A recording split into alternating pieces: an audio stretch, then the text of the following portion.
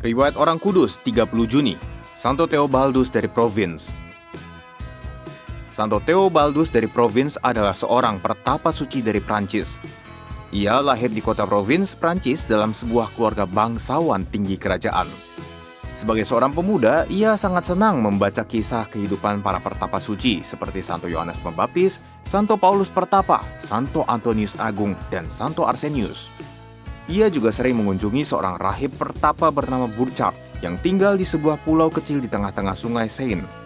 Bacaan-bacaan para pertapa suci dan teladan dari Burchard menumbuhkan benih panggilan Allah dalam hatinya untuk menjalani hidup seperti para pertapa kudus tersebut. Ia sungguh mengagumi cara hidup asketis dan mati raga dari para pertapa dalam perjuangan mereka untuk meraih kesempurnaan hidup Kristiani.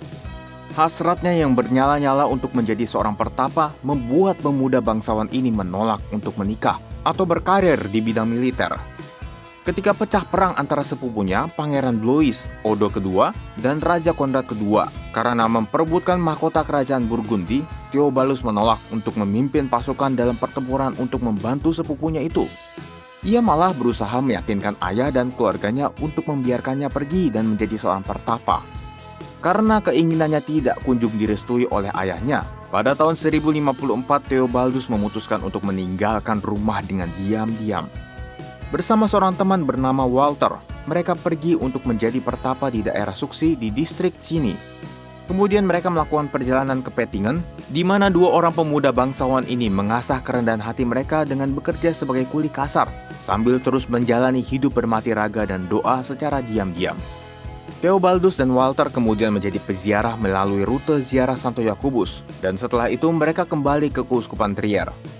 Mereka lalu melanjutkan perziarahan mereka ke Roma dan berencana untuk pergi ke Tanah Suci Yerusalem melalui Fenisia. Namun Walter jatuh sakit di dekat kota Salanigo di Vicenza.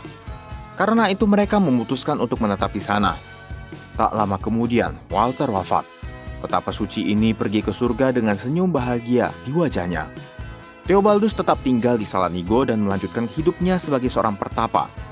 Ketika orang-orang mengetahui akan kesucian hidup Theobaldus, banyak orang datang untuk menjadi muridnya. Merasa terganggu dengan kedatangan banyak orang, Theobaldus lalu berusaha mencari tempat yang lebih sepi untuk dapat mengasingkan diri dan menjalani hidup bermati raga dengan lebih keras. Namun tetap saja ia diikuti oleh orang-orang yang tertarik untuk mendapatkan bimbingannya. Keharuman namanya dan kesucian hidupnya membuat suatu hari Uskup Vicenza memutuskan untuk mengunjungi pertapaannya. Sang uskup kemudian mentahbiskan Theobaldus sebagai seorang imam.